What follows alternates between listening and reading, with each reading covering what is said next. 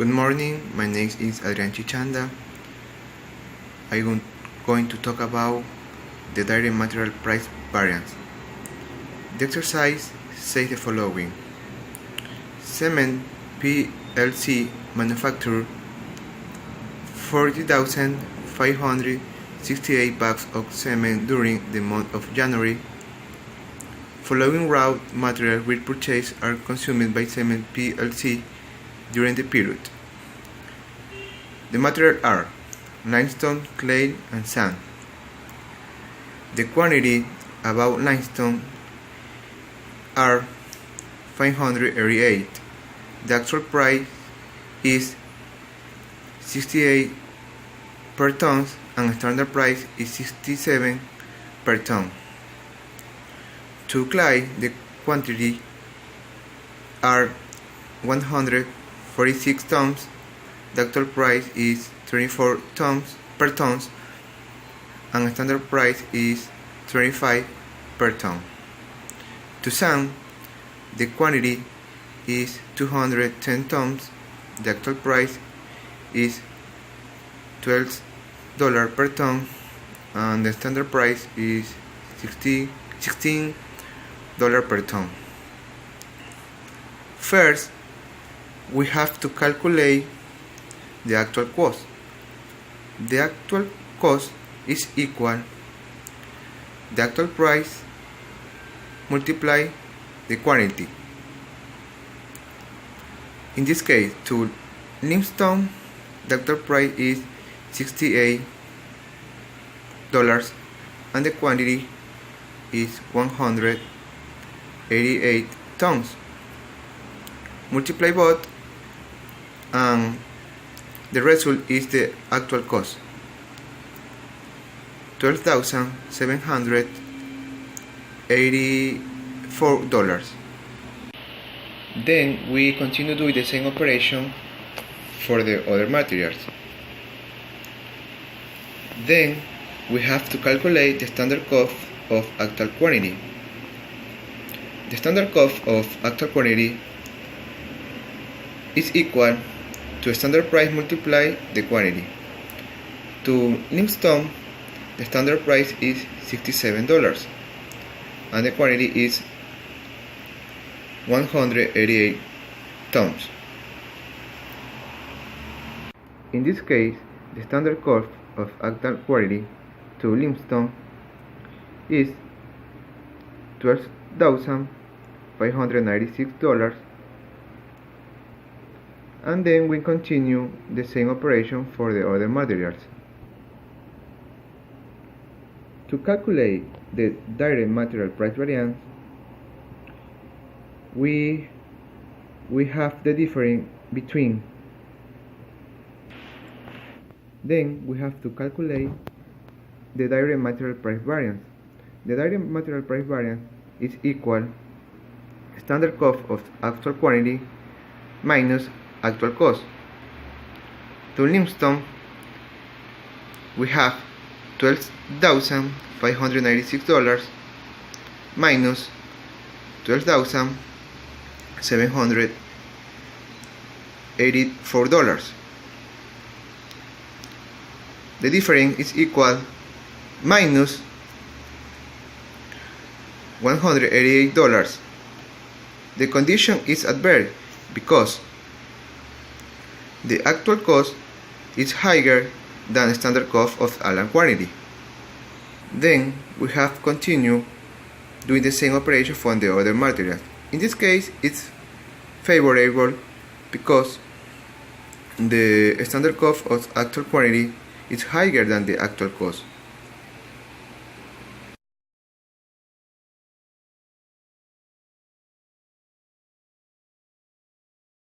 Now, I am going to talk about incremental analysis. The exercise says the following. PC Treasure uses voice modulator in several of its products. PC Treasure currently produces 40,000 units with voice modulator, using 20 cents of direct material, 15 cents of direct labor, and 10 cents of overhead. The purchase of parts to ensemble the voice modulator is under review by the company's management. Purchasing has determined it would cost 65 cents per unit to purchase VARIANZA with voice modulator. The question is PC Treasure continue to make products with voice modulator or should it purchase? First, we have to calculate unit manufacturing cost. The unit manufacturing cost is equal the cost about direct material plus the cost about direct labor plus the cost about overhead. In this case, 20 cents plus 15 cents plus 10 cents, the result is 45 cents. Then we have to calculate the total manufacturing cost. The total manufacturing cost is equal the production multiply the unit manufacturing cost. In this case, 40,000 units multiply 45 cents. The result is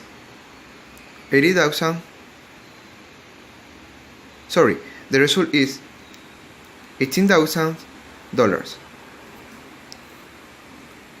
Then we have to calculate the total purchasing cost. The total purchasing cost is equal the production multiply the unit purchasing cost. In this case, the production is $40,000 multiply the purchasing cost, 65 cents. The result is $26,000. In conclusion, PC Treasure should manufacture the unit with voice modulator because the total purchasing cost is higher than the total manufacturing cost.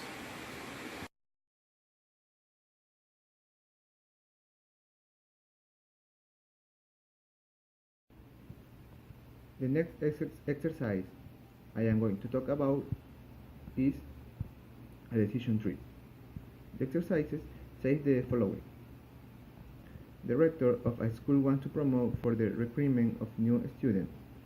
Phase 3 alternative: make a big promotion, a small promotion, and don't promote. In the large promotion, the cost of instrumentation is $35,000 with the probability of finding a large market of 0.5, giving a gross return of 100,000, and with a second probability of finding a small market of 0.5 and a gross yield of $50,000. In the small promotion, the cost will be $77,500 with the same previous market probability. The gross yield would be $50,000 for the large market and $50,000 for the small market. First, we have to draw a small box to represent a made decision. This exercise has three possible solutions: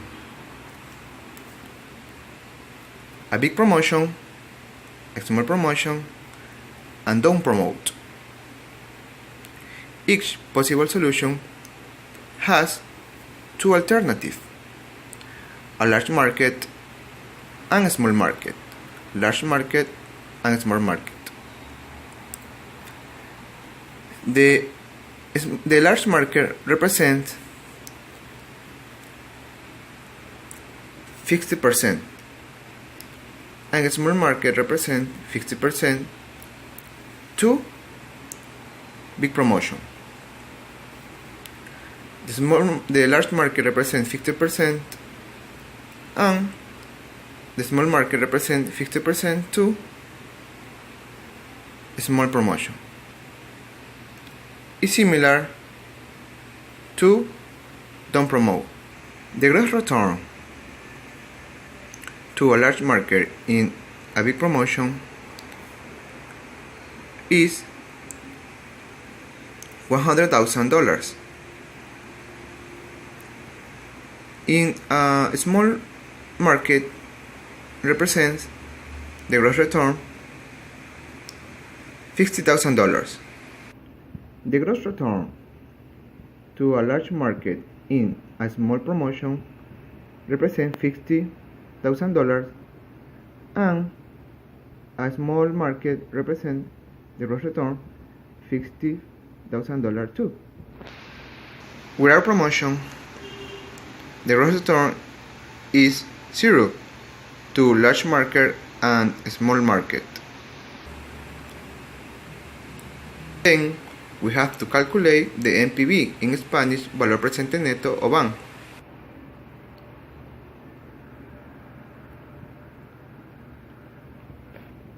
The NPV is equal the percent of the first alternative multiplied with the gross return of that alternative.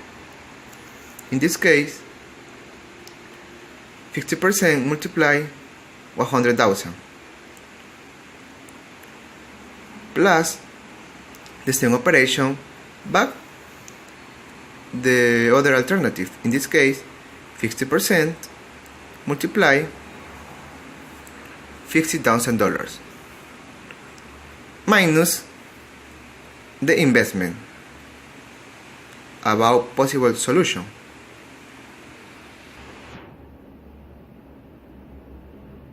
The result is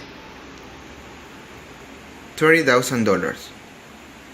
Then we continue calculating the NPV of the other alternative.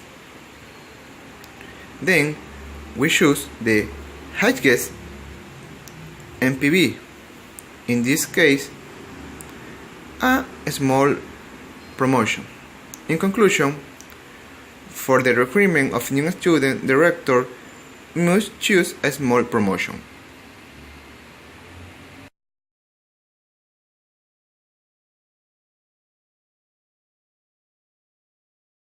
Now, I am going to talk about company constitution. In this exercise, I use the IAS 37, in Spanish la NIC 37. The exercise says the following: Sanchez Inc. is incorporated with a capital of $100,000 consisting of ordinary shares of $20 nominal. At the time of subscription, the minimum required by law, 25% of face value, is divorced 4 months later. The rest of the subscribed capital is claimed in accordance with the bylaws. With the IAS 37, we have 4 according entries, 1, 2, 3, 4, and 1 complementary. The first according entry is to register using ordinary shares. In the debit, we have issued ordinary shares in $100,000, and the credit, we have capital pending registration in $100,000. The second according accounting entry is to register the separation of the legal reserve. In the debit, we have the cash. The cash is equal the capital multiply the percent of face value. In this case, $100,000 multiply 25%. The result is $25,000. In the debit, we have ordinary shares not required for capital pending registration. The ordinary shares not required for capital pending registration is equal the issued ordinary shares minus the cash. In this case, the result is $75,000. And the credit, we have issued ordinary shares, in this case, $100,000. In the third according entry is to register the declaration of social capital. In the debit, we have the capital pending registration, and the credit, we have social capital. In the debit, the capital pending registration is $100,000, and the social capital in the credit is $100,000. The fourth according entry is to register the constitution of the security capital. In the debit, we have ordinary shares not required for security capital that represents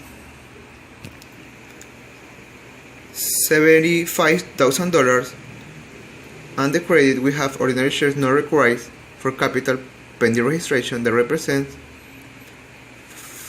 $75,000. In the fifth according entry is to register the declaration of legal reserve. In the debit, we have social capital, and the credit, we have legal reserve. The social capital represents in the debit $25,000, and the legal reserve represents in the credit $25,000.